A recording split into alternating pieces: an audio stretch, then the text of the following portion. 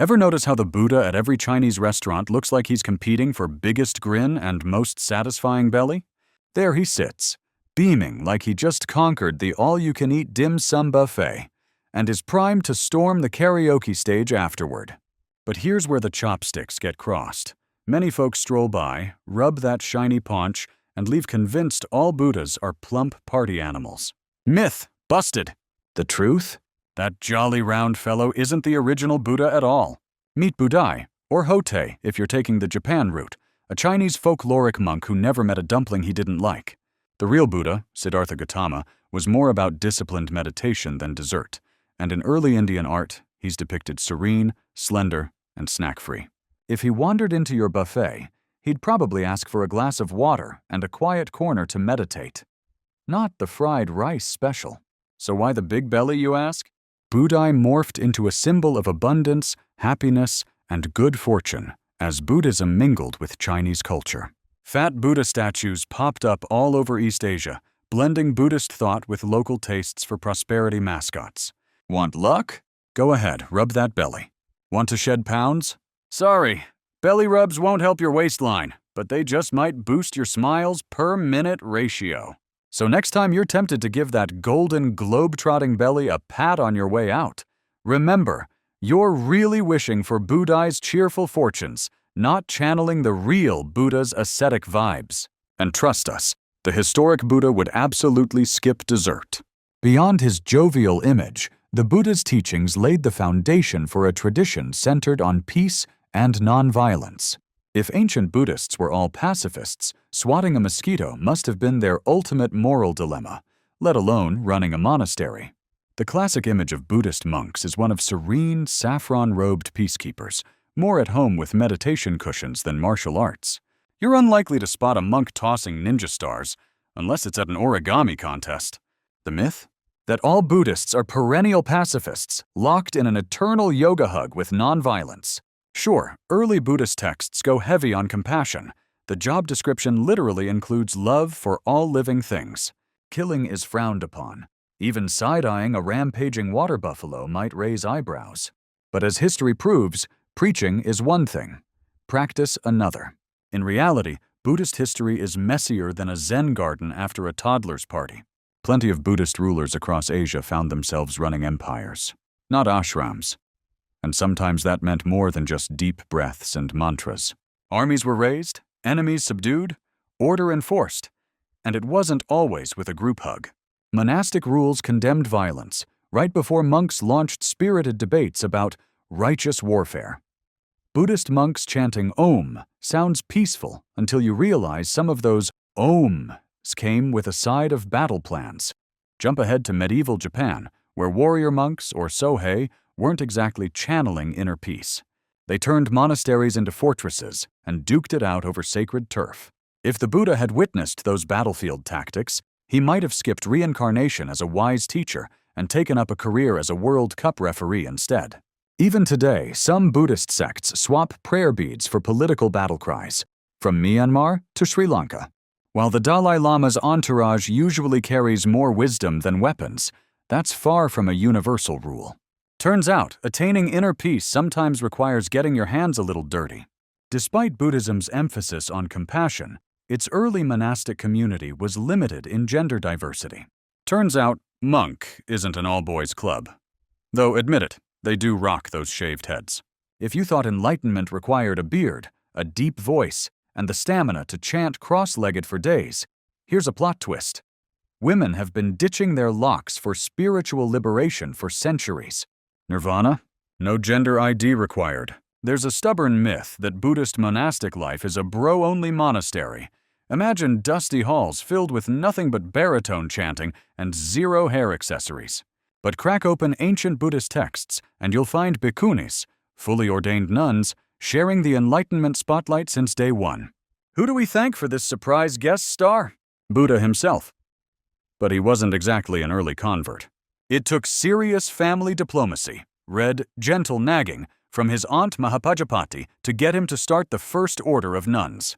Talk about putting the aunt in persistence toward enlightenment. Ladies in robes have always faced more hurdles, stricter rules, fewer perks, and sandal shortages in their size. Yet female monasticism thrived across China, Korea, and Sri Lanka. Sure, in some places, the nunship hit a rough patch. Logistical crisis. Who ordains the ordainers when the lineup's gone? Sparking centuries of authenticity debates.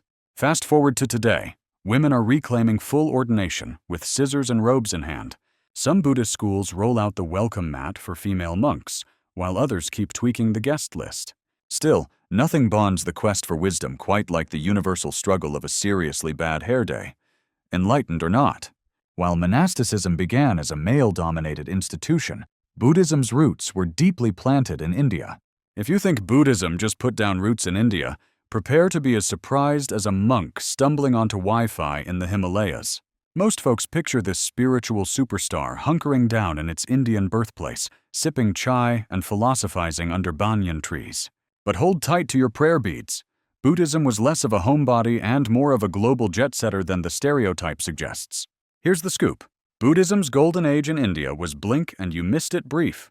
For a philosophy known for teaching detachment, Buddhism got detached from its home turf faster than an Airbnb host disappearing once you mentioned staying rent-free.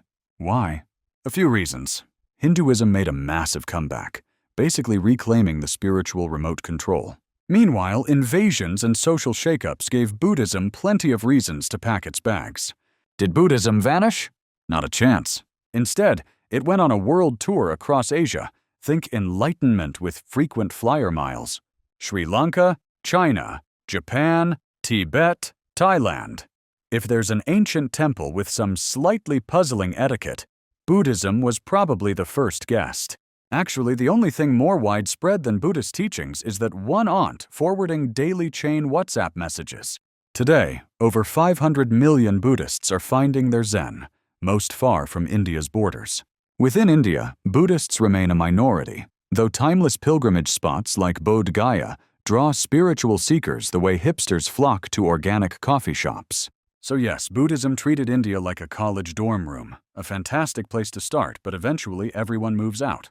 Still, the world keeps sending its spiritual mail there. Postage unpaid, but hoping to catch a little enlightenment anyway. Though originating in India, Buddhist practices such as celibacy were viewed as central to its spiritual path.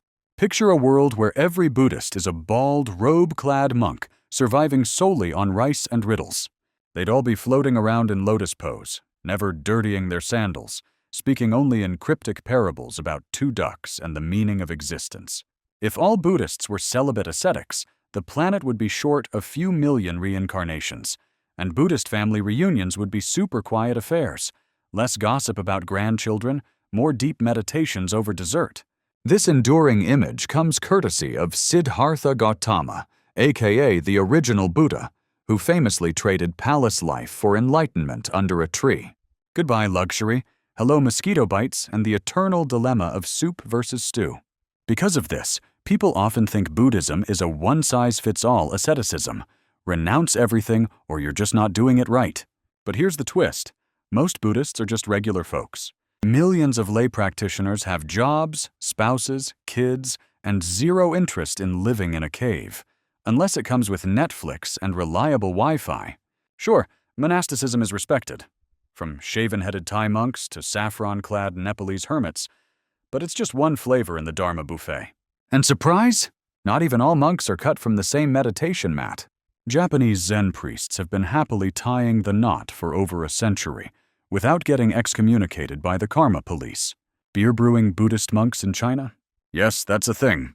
Try working that into your vow of poverty, and still enjoying happy hour. So next time someone tells you every Buddhist is one shaved patch away from sainthood, remember? That robe may be common, but a robe-wearing, rice-only celibate monk is just one possible incarnation.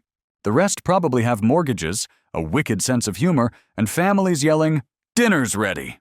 Enlightenment optional. Yet not all Buddhists adhered strictly to celibacy, reflecting the diverse interpretations within the tradition. Think all Buddhists meditate in identical robes, chanting the same mantras? Think again. Buddhism isn't a one-size-fits-all spiritual spa day. If you picture every follower drifting toward enlightenment on a cloud of incense, sporting the same orange robe, available in SML, hold that thought. Try buying a robe in Bangkok and flaunting it in the Himalayas. You'll stick out like a snowman at a summer festival. Here's the reality check. Buddhism branches out like a well-watered tree, each limb offering its own flavor of enlightenment. Theravada is the classic minimalist vintage, sticking close to Buddha's earliest teachings. Mahayana jazzes things up with bodhisattvas and a flair for dramatic compassion. And Vajrayana?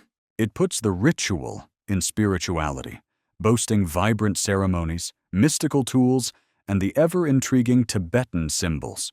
Word to the wise, don't bring those to a Zen meditation unless subtlety's not your thing. Zoom in and local color floods the scene. In some places, Buddhism is all about serene tea ceremonies and garden artistry. Elsewhere, it's drum-thumping festivals or monks showing off their martial arts moves, props to the mighty Shaolin. The one universal?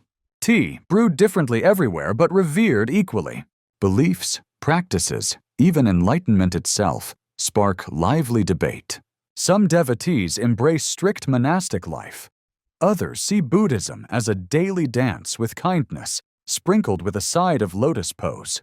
So next time you assume all Buddhists sit the same way, remember, Buddhist holidays can flip from tranquil candlelight to full-on neon parades depending on the locale. Nirvana, it seems, comes in more than one flavor. This diversity also challenges the notion that Buddha's teachings were uniformly documented from the outset. Imagine Buddha's disciples live tweeting his teachings, #ENLIGHTENMENTNOW. Your timeline explodes with 4 noble truths, and just meditated, mind equals blown. But pause. Do you see these ancient seekers madly scribbling on scrolls, or furiously hunting for their lost styluses? Here's a modern myth. That Buddha's every wise word was instantly transcribed post-parinirvana, like a live stream, but with less caffeine and Wi-Fi speeds that make dial-up seem like fiber. Plot twist. Not a single scribe RSVP'd to the first Sangha meeting. Writing was about as common as a Twitter blue check in 5th century BCE India. For nearly 400 years, Buddha's teachings skipped paper, bark, and palm leaf. Instead, disciples went old school, oral tradition. Forget calligraphy. Monks were memory athletes memorizing thousands of verses, turning repeat after me into a sacred sport. Picture group recitations, basically karaoke night, but the lyrics were all about suffering. And the end of it, if anyone forgot a key doctrine, let's just say that group wouldn't be chanting Namaste for long. Why the big leap to writing centuries later? War, famine, and the brutal realization that even the sharpest minds can hit a memory wall. Enter the Pali Canon, Buddhism's earliest written scripture, finally giving those weary vocal cords a well-deserved rest. The shift wasn't just technological, it was existential. Writing Buddha's words down meant eternal preservation. No more "let me call a friend" for direct quotes. If only monks then had audiobooks, chanting marathons would have been shorter, and enlightenment might have come with a convenient rewind button. While the teachings took time to be recorded, Buddhism's introduction to the Western world is a relatively recent phenomenon. Did you picture Buddha landing in California decked out in tie-dye, clutching a sitar? Sorry to burst your uncle's lava lamp-fueled fantasy. No, the enlightened one didn't hitch a ride to Woodstock with Jimi Hendrix. Meaith. Many assume Buddhism sashayed into the West only when hippies hunted for enlightenment and a better brand of incense in the 1960s. It's an easy scene to imagine. Free love, free spirits, and a whole lot of umming. Fact. But put down the rose-colored granny glasses. Buddhism was already making cameo appearances in the West centuries before the first flower child tried chanting away a hangover. The earliest Buddhist texts reached Europe in the 19th century, courtesy of scholars who, after conquering Latin and Greek, thought, why not Sanskrit for kicks? Long before Woodstock made peace signs a fashion statement, Victorian England, come for the corsets, stay for the earnest Buddhist chants, was buzzing with Buddhist-themed tomes, and more mispronunciations than a yoga beginner's first class.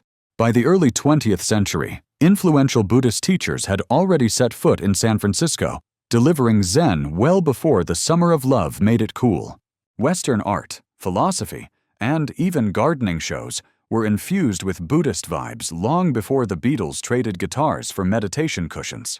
Zen gardens had more Western devotees than avocado toast ever would. Punch. So crediting the 1960s for bringing Buddhism to the West is like blaming disco for inventing all modern music. It's catchy, sure, but wildly off the mark. Bridge. If Buddha wasn't meditating on Haight-Ashbury, sipping chai with Janis Joplin, where was he? Let's rewind the Western timeline.